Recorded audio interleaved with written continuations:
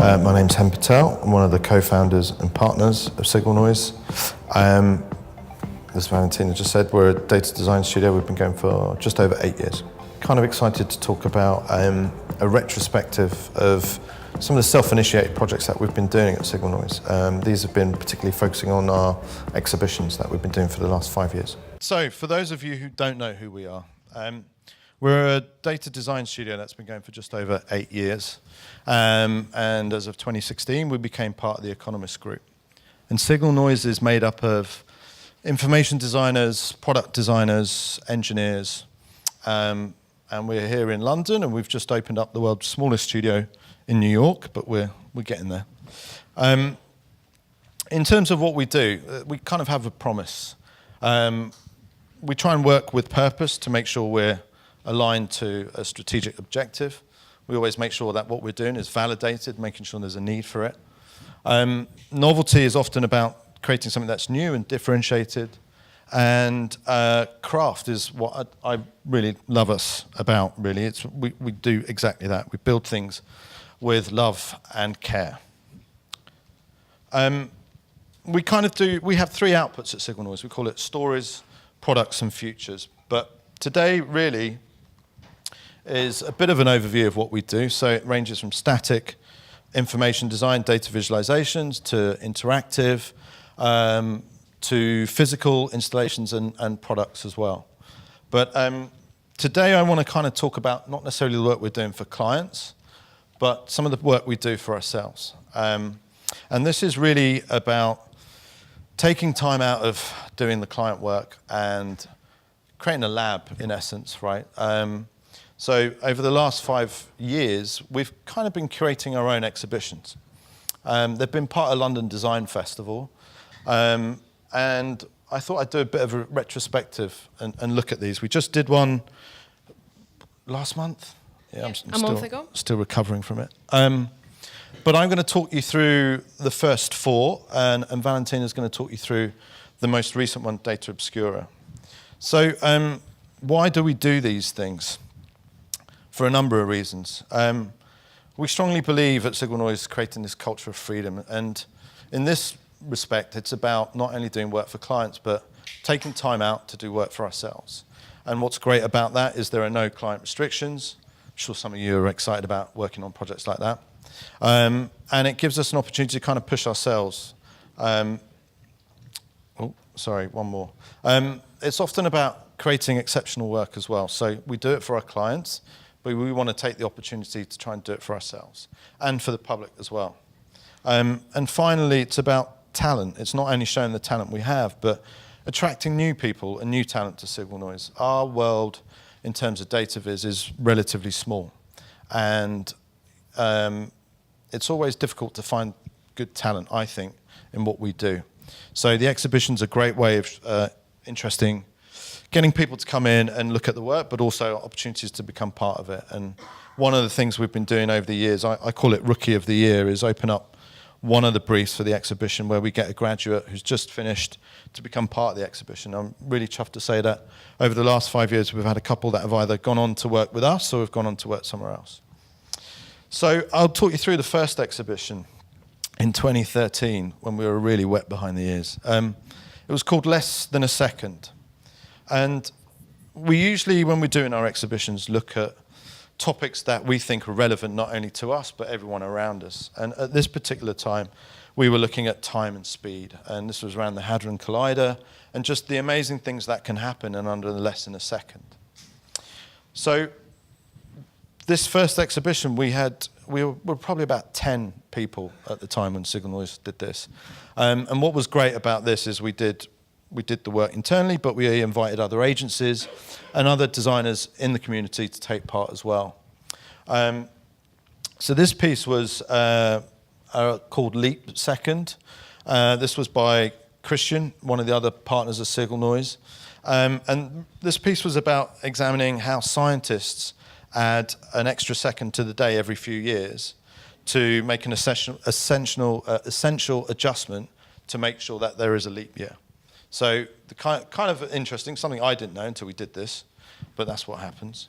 What was interesting about this exhibition was it was print. So it was the first time we did it, and we learnt a lot of things doing this exhibition, actually. One of them is don't swear when you think the microphone's off. But it was a good starting point. We didn't have an agenda. We wanted to do a piece of work for ourselves and just see if anybody wanted to see it. I mean, at the time, we felt that, and we still do, this thing around data literacy is still out there, and we wanted to just gauge if we can tell a story that doesn't have an agenda, as in there's a brief for a client, but if somebody walks into the exhibition who we never know and don't know if they're from a design background, can understand the story, then we're doing something right. Fast forwarding to 2014, this exhibition was called Art the Algorithm. This was really around this kind of hidden world controlling our lives, and how do we make this visible? So all these algorithms that are out there that you don't even know exist. Whether it's picking your Discover Weekly on Spotify, to trades being made. So we wanted to kind of push ourselves on this exhibition this year and look at it about taking it to another level, which was about this idea of visualizing data in real time. So we created this concept called string theories, and it was a 6-meter yellow wall which had a series of questions with multiple answers. And we wanted people to engage with this visualization. So we had multiple questions and answers, and we had eyelets drilled into the wall. And we asked people to answer the questions by taking the string and putting it through each answer. And what was amazing is, over time, we ended up with a piece of data viz. What I loved about it was it didn't crash. It didn't need a software update. What I didn't like about it is the cheeky fuckers. Under Why Are We Here, they put Hem owes me money. But I didn't find out about that until the day. This one was about something called the flash crash. I don't know if anyone was aware of it in 2010, but we're kind of an inquisitive bunch at Signal Noise. And when we get involved into projects for our clients, we become really embedded into their world. And this was on the back of a financial project we were doing, and this was all about the amount of algorithms that take place in trading. And what we wanted to kind of represent was high-frequency trading and the amount of algorithms that are pushed out either to push up stocks or push the stocks down, bogus algorithms just to kind of put off competitors. In essence, it's about these financial firms using sophisticated algorithms trying to get that extra cent. So we wanted to do a piece called Algo Wars, which was about showing how these algorithms work and the amount of algorithms. So when I was first told about this idea, I was like, yeah, this is great. Then I realized I had to proof it.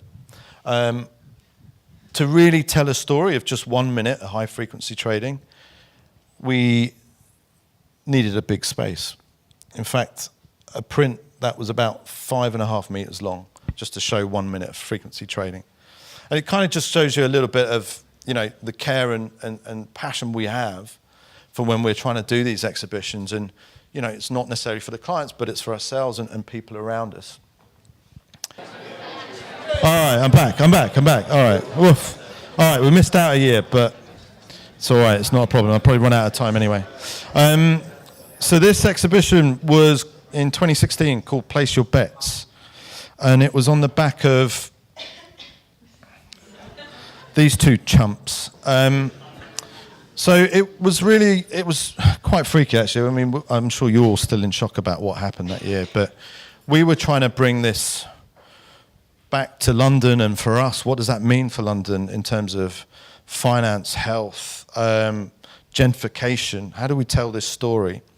So learning from the previous ones, we thought, there's something really interesting about data visualization in the physical sense. So we created a piece which was looking at predicting what might happen to London. So we had a series of questions, and we had a way of getting the visitors to answer these questions by picking one of 3 stickers, and each color represented pessimist, optimistic, downright negative. And so one of on one side of this installation, we had, where do you think, how do you feel about Brexit, the house price crash, Boris becoming prime minister?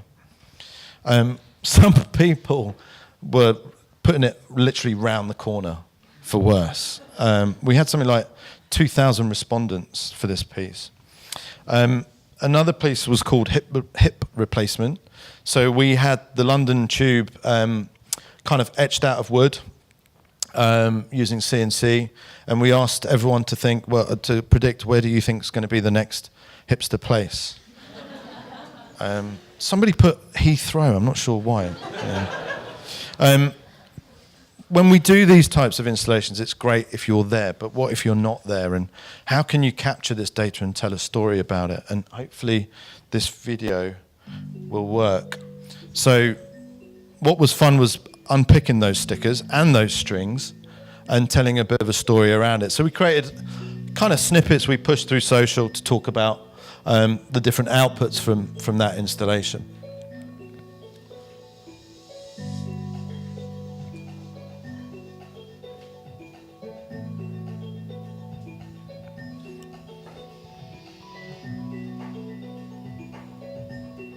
Sorry, it's slightly epileptic. I didn't mean to put all four on.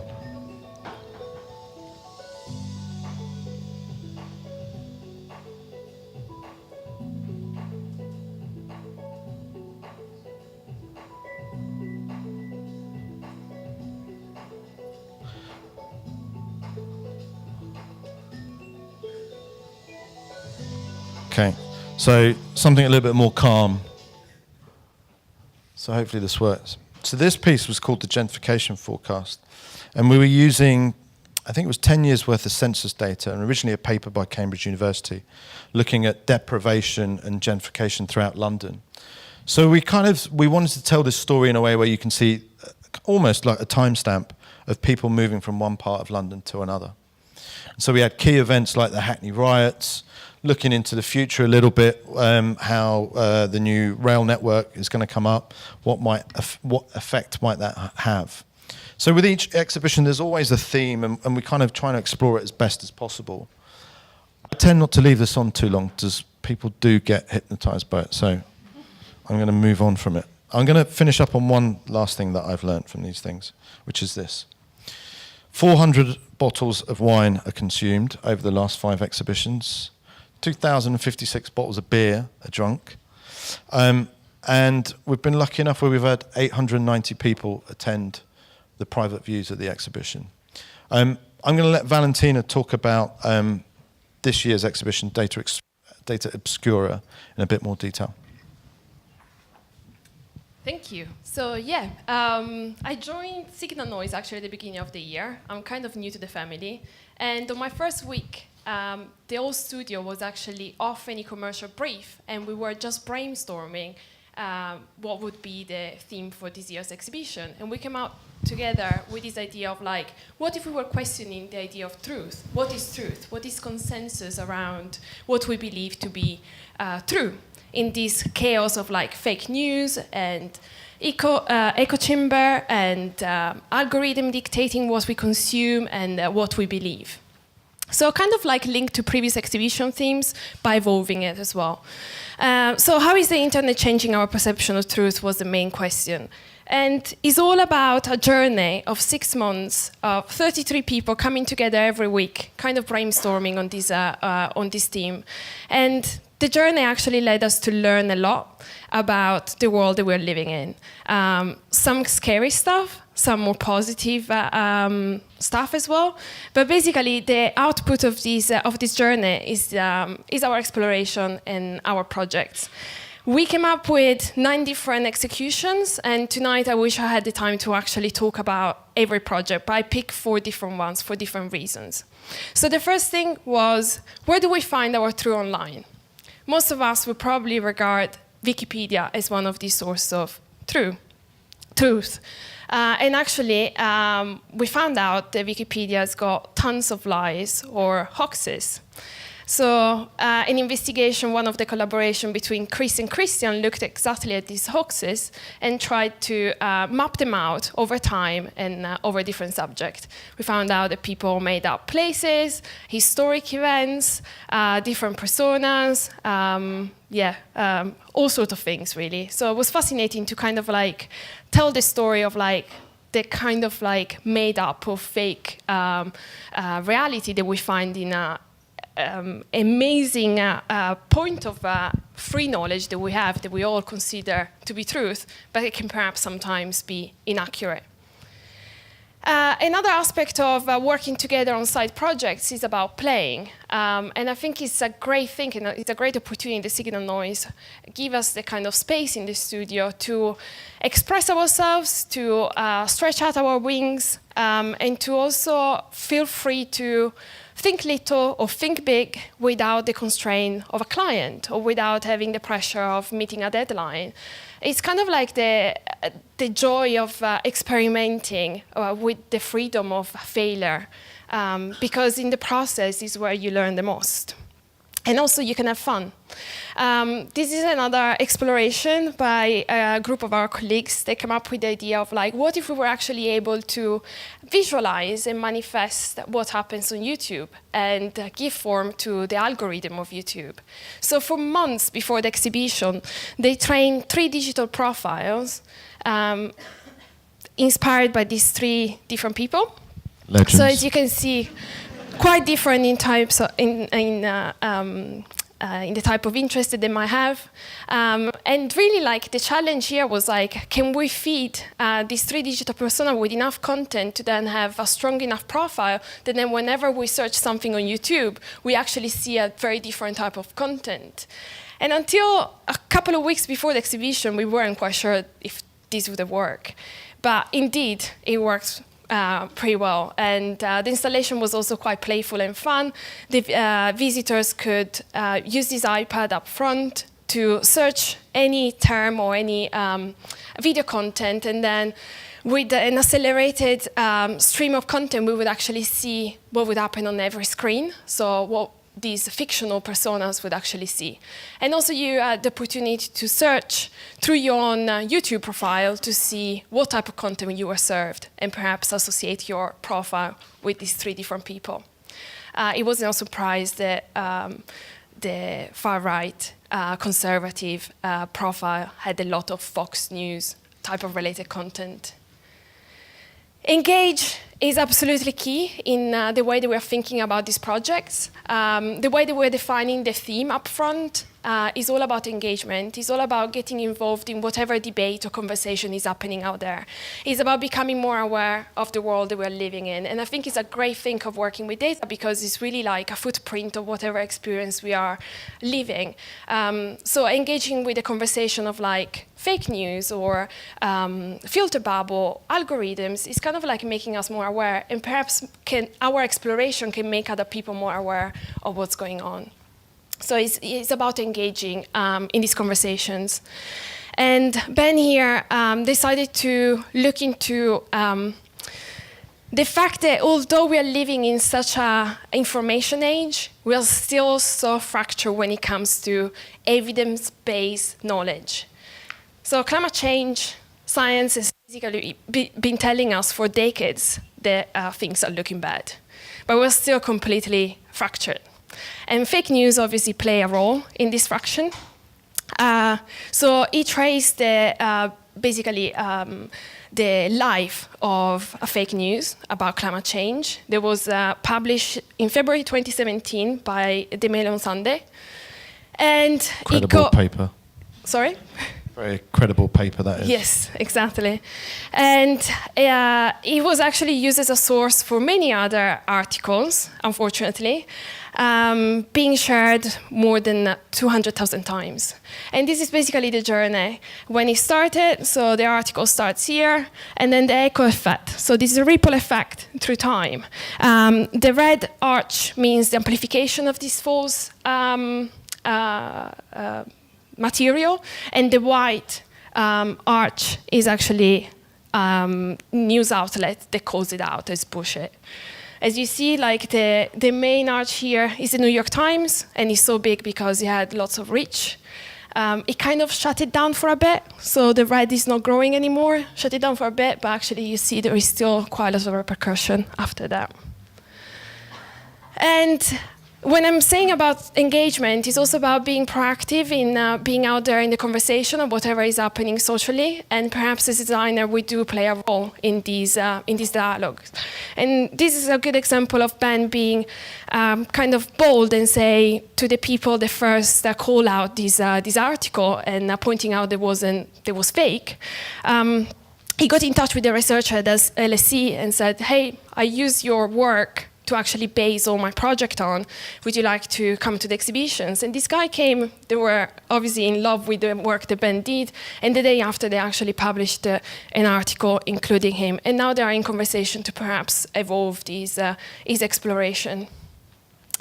And absolutely key to what we do, when, not just on the side projects and exhibition, is collaboration.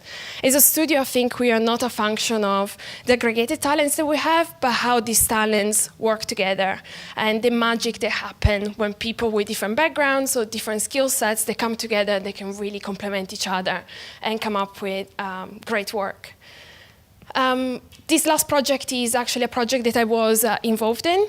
And after 6 months of hearing just bad stuff about the internet and how it's shaping our perception of truth in a negative way, I was like, should we break this bubble and actually think the internet is such a great invention? There must be something good about the internet. So I was kind of thinking how we connected online to perhaps challenge the truth that we don't agree that much anymore, or we should have never agreed on. So I've been looking on gender bias and the gender imbalance, and the Me Too movement that kind of provided the material to investigate how we can challenge the consensus around certain social challenges that we're facing through social media. And social media can become really a catalyst for social change. Would have not been impossible to do this project without the amazing Lucia, that is a developer. And we scrape Twitter, found 200,000 tweets over 6 months.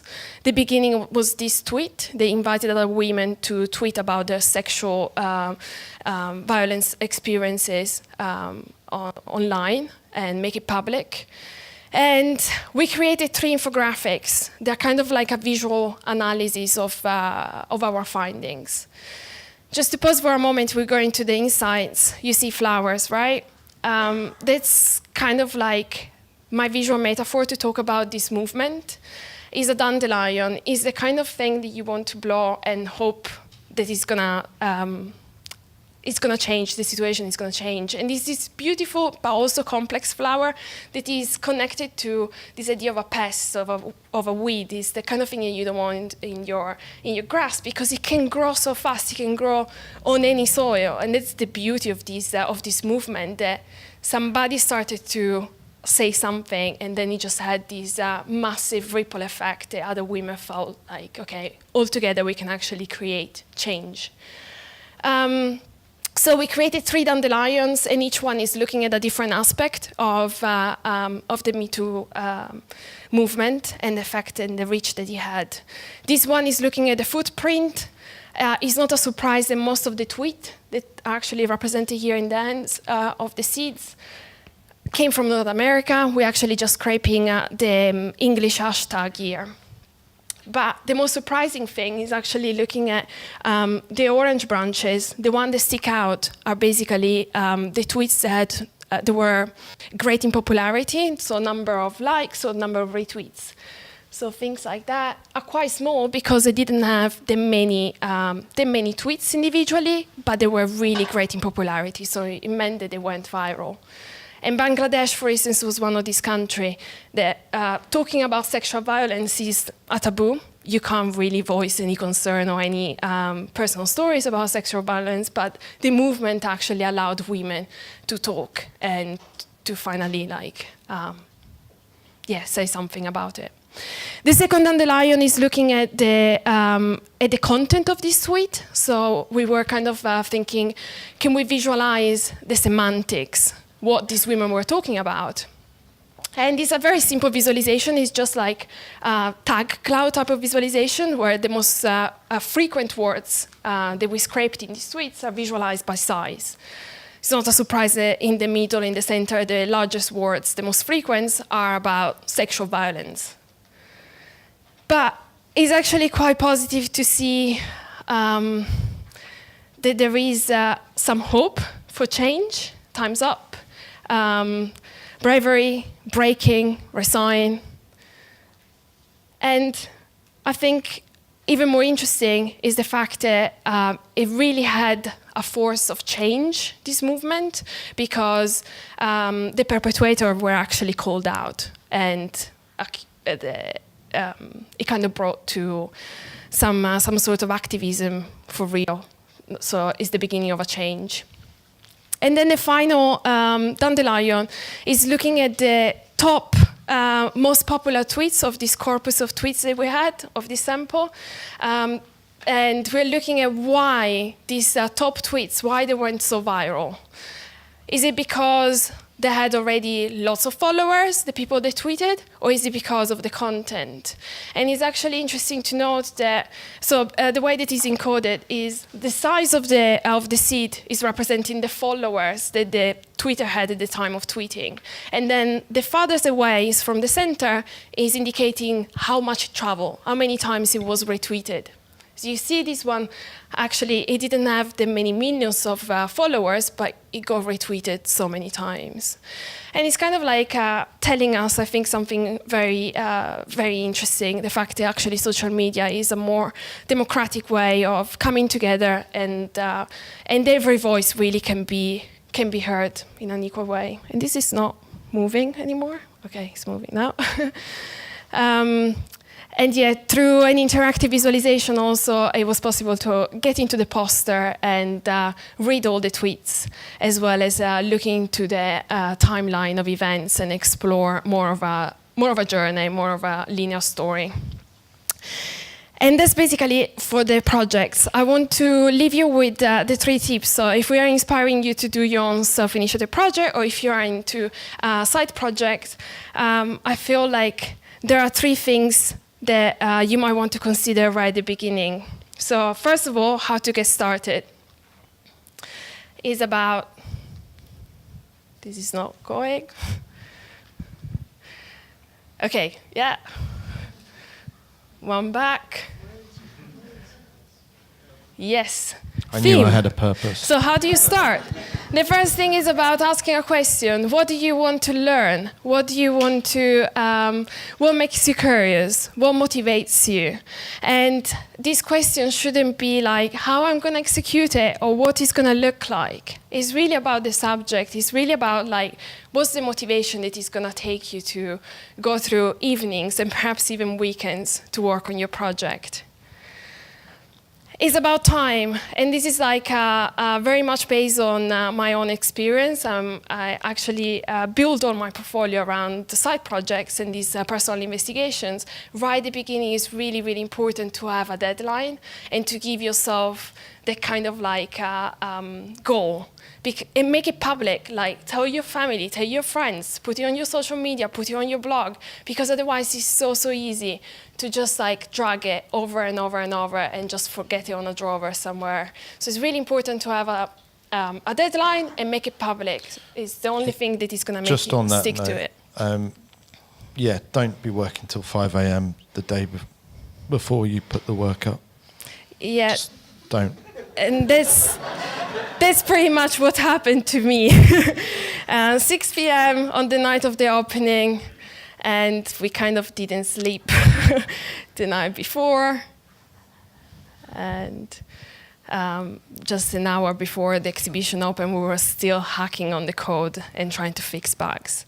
But that's basically, that's me, I don't know, that's other designers. I think I came to the realization that I'm a sprinter. I will never be like a marathon runner. So that's why I probably need a deadline, because then I would basically run these 100 meters at the end, really focusing on the, or getting something out there. And also like the good thing of having a deadline and sticking to it is that it's much better to put something out there that might not be perfect, but at least it kind of shows the effort and the process that you went through, and then you can always iterate and hear feedback on it.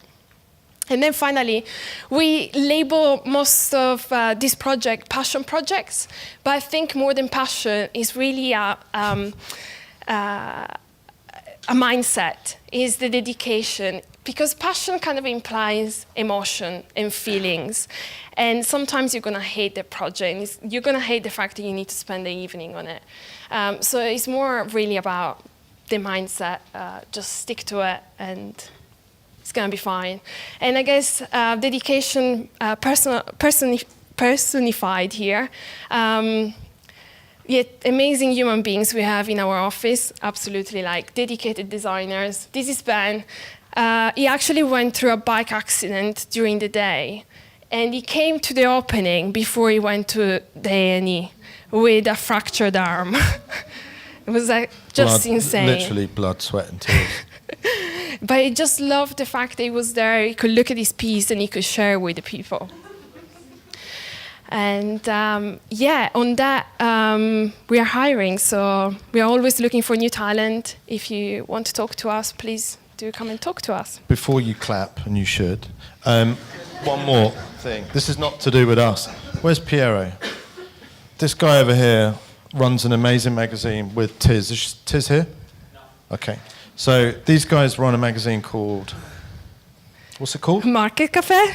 Yeah, Market Cafe. Sorry, Piero, I'm joking. It's a beautiful magazine all around data viz. These guys, is it every quarter? Yeah. Okay, I'm getting 50% of anything today. If you really do want to know more about data viz, check out Pierres Magazine, Market Cafe. We've got a discount code here. We've got one of our own either. Glug 2018. This is the URL, but check it out as well. Thank you. Thanks for listening.